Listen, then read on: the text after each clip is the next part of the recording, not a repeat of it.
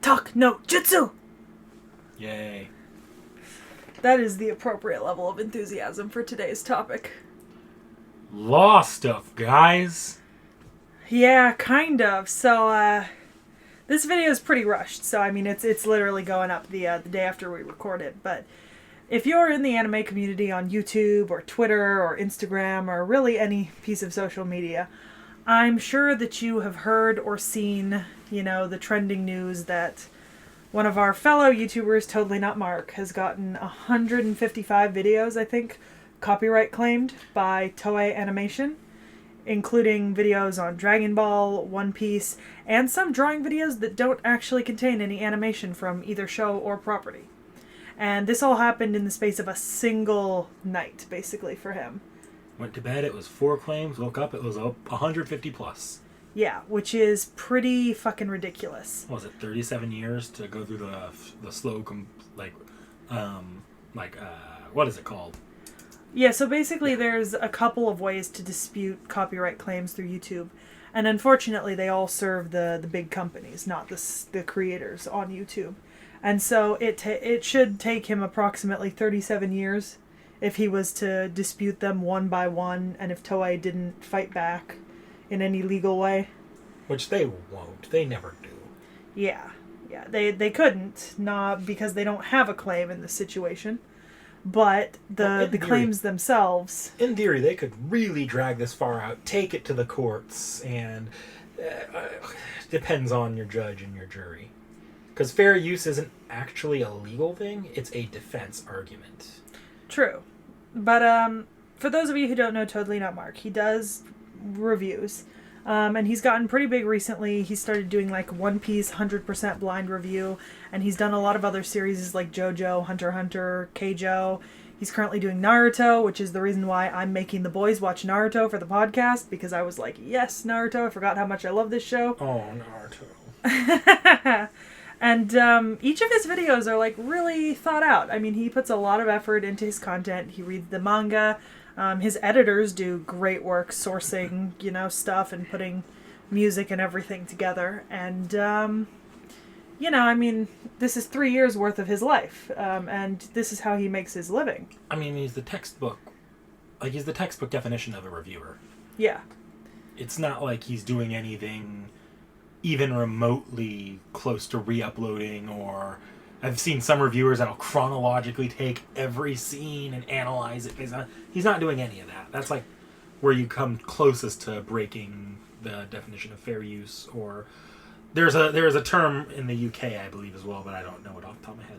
Yeah, and Mark, personally, I mean, I watch his videos. I love him. I'm subscribed to him, and he does a lot of more plot and storyline and kind of themes and sort of things in his reviews. He likes to talk more about overarching stuff than he does the actual minutia episode to episode, because he's not actually watching the anime. He reads the manga, but his editor that does all the videos often uses anime bits rather than finding manga panels, although a lot of the content does have manga panels in it sometimes. It's actually kind of funny. The manga panels, you would think that's what would get them dinged if they put in the manga panels, because this even happens in the American comic book industry. If you put in the panels but you don't remove the words, I assume he removes the words, that does not fall under fair use, because now you're distributing it in its original form on online. Yeah, and it's interesting. I mean, we ourselves actually got a copyright claim on a video that went up while it was still private, so I was able to take it down, re-edit it. It actually went up on Wednesday. It was our Ozymandias video. And it did get a copyright claim, and honestly, they were fair to give us a copyright claim. I mean, they were just as fair as Disney throwing out spooky, scary skeletons. Kind of scummy, but I'm not gonna sit there and pretend like we have the absolute right to use this. Exactly. So, I mean, that's kind of, it's the scariest thing for small YouTubers. And I mean, by no means are we in any way large. I mean, we are tiny. We don't make money off of this. We're not necessarily doing this for money. It's a good thing Totally Not Mark is a larger YouTuber with a lot more YouTuber connections. Because if this was someone like us, no one, you'd never hear about it. Yeah, we'd be dead and buried. The only reason, that this is so big is because Mark has the platform. It's probably why they didn't strike him, because there have been smaller channels where the companies will just strike him. And I would wonder, so I don't pay for Mark's Patreon because I can't afford to pay for the Patreons of every creator that I want to support. Although, honestly, at this point, I might be willing to give up a Netflix subscription or something. Swap it to Mark's Patreon for a couple of months. You know what the worst part is? What? Mark's Patreon, introduction video, got taken down. Well, that's what I'm saying, is I know that I've run across the case on a couple other YouTubers where they've had videos struck on YouTube and also struck on their Patreons. And in a lot of those cases I've seen on Patreon, if you're a larger creator, has a really good legal team, and Patreon is willing to back up their bigger creators, the people who bring them in money, and they're willing to go the extra mile, pay for the attorneys, provide legal support and all that kind of thing. I mean, both Lindsay Ellis and Sarah Zed have run into legal issues on Patreon, and Patreon's team has been, really good with them, trying to, we'll take this because we believe that you're in the right here, this is not copyright, that kind of thing. So I would wonder if maybe Patreon will side with Mark if it goes that far. Possibly. As far as YouTube goes, though, it's weird, because the fair use argument's often brought up in YouTube, but YouTube's actually not applying any laws when it's doing its copyright claiming system. That's entirely a private decision, because YouTube doesn't want to be the one sued. Technically, when you're uploading content, you're giving it to YouTube to put up. So if YouTube wants to avoid being sued, they have to go through their own processes to get it taken down. Yeah, and the way that you appeal on YouTube, right, is your first appeal goes to the copyright owner, right? You put in a claim to Toei, say, hey, this was unfair copyright claiming, right? And then Toei has a certain amount of time to respond. And if they don't respond one way or another, then you can escalate it to YouTube itself, and YouTube can then make a decision. But Toei does have that amount of time to whether they can go, okay, no, you're right, or no, you're wrong, and we're going to pursue this if you don't take the video down. And, I mean, Mark's had this issue before. Like, obviously, right now, he's had 155 videos gone in one night. But he has actually been dealing with this for a few months now, ongoing, with videos getting claimed and that kind of stuff. And in all the months he's been dealing with it, they never come back in that time period to him, so he's able to just re-upload the videos after a certain amount of time. So this is where YouTube's kind of fucked, because it's not a legal system. After you hit the point where all the claims are in, normally if there's excessive frivolous claims that should not hold up at all, you could actually get in trouble for filing those. Yeah, so Toei could get in trouble for it. But because YouTube isn't isn't doing any of this by any legal process, it's a private process, there's no real way the creator can retaliate legally on this. And unfortunately, one of the barriers that Mark's running into is Mark doesn't have a YouTube manager yet, because that's a system that you have to be invited to by YouTube itself. And because Mark doesn't have a YouTube manager, he can't directly appeal Toei through YouTube for all of the videos at once, which is why he says the process is going to take him so many years, because YouTube only allows you to do this one video at a time unless you're working with a manager. That might be a safety net, but also Toei have the ability to only claim it in specific countries and block in specific countries. They could have only blocked it in Japan, but they blocked it worldwide. So I don't think they really care if a manager says this just can't be viewed in Japan. Well, no, but the managers are a secondary kind of, that they can also, enlist legal services to help them against the companies. And part of this is, Toei is not like fighting for this. They put the claims down because they know that it's hard for creators to dispute them. They know that it takes time, and that kind of thing. And it's, it's just kind of a stalling tactic almost, because a lot of smaller creators would just give up at a point like this, If we had 150 videos removed, I wouldn't. There's a smaller channel I watch, bigger than ours, but much bigger than ours, but smaller still, called C Tactics. He pretty much the same day, he had an issue with 86 videos he put up where I think it was either the owner of the light novels or the owner of the animes struck him, I believe, for one of his 86 videos. So nothing he can do, he took them all down, and he's not covering 86 anymore. Yeah, and we've got a set of 86 videos going up around Christmas, and so I've been having issues finding screenshots for them, and honestly, because of this, I might not pull screenshots. I might just put up our thumbnail and that's it. This is where things get scary, though, because these are not small studios doing this.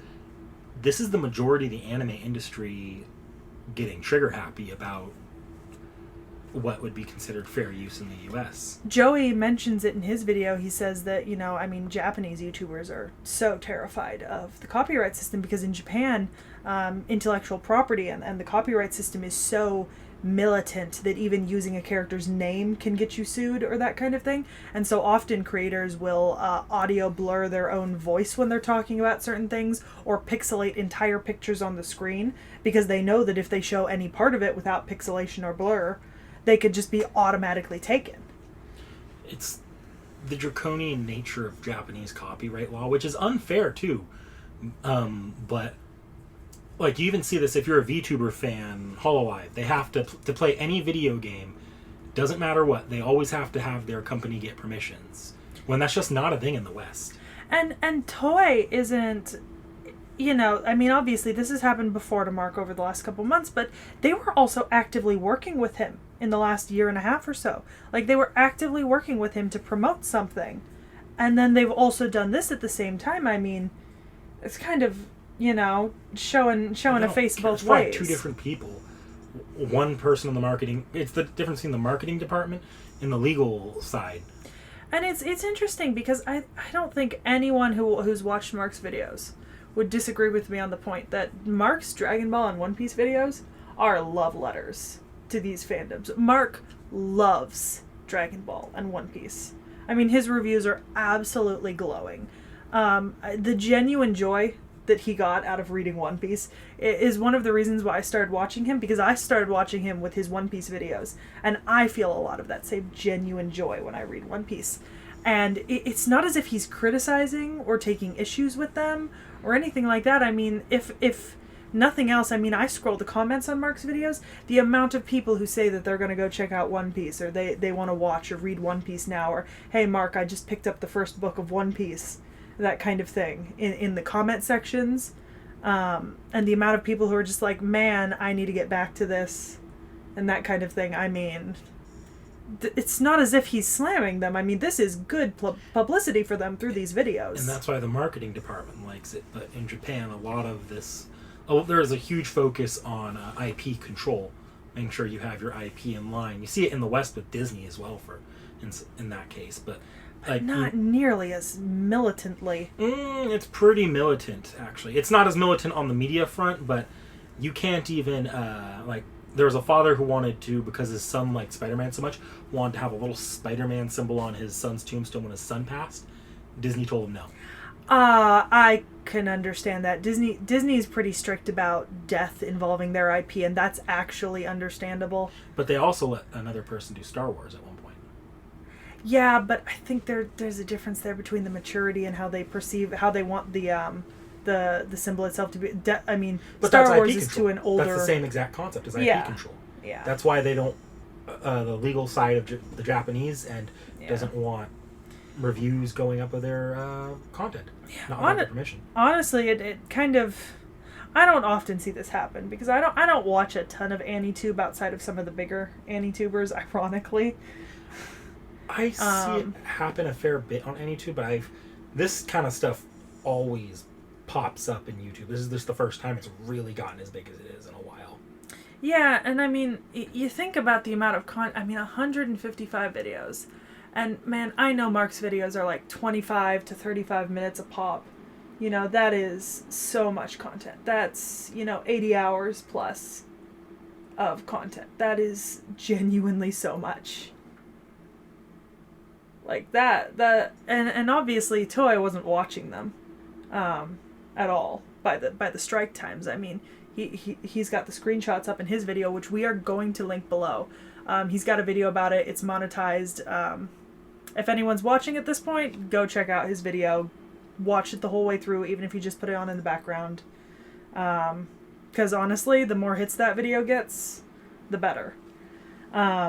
But I mean, some of these strikes were literally minutes apart.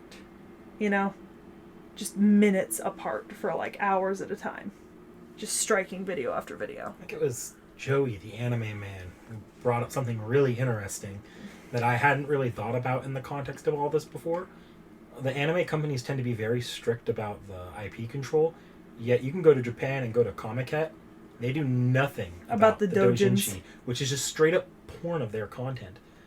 And I thought the anime man's like, this might be a I don't want to say xenophobic because that's very, very strong, but a very much, it's a matter of understanding, I think, or it being far enough away to where they don't care.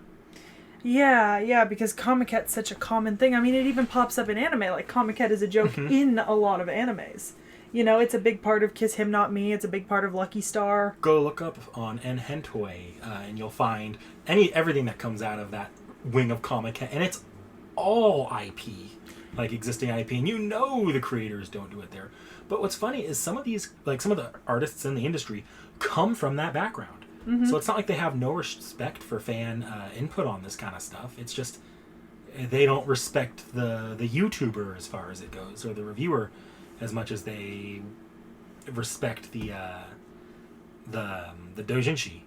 Yeah, and I mean, Joey himself's gotten a pair of strikes recently. Well, Though I don't think that was copyright related. I think that was for something else, if I remember right. Yeah, it was for something else, but he's got a pair of strikes right now. It was as for well. advertising for an adult site. shit. Yeah.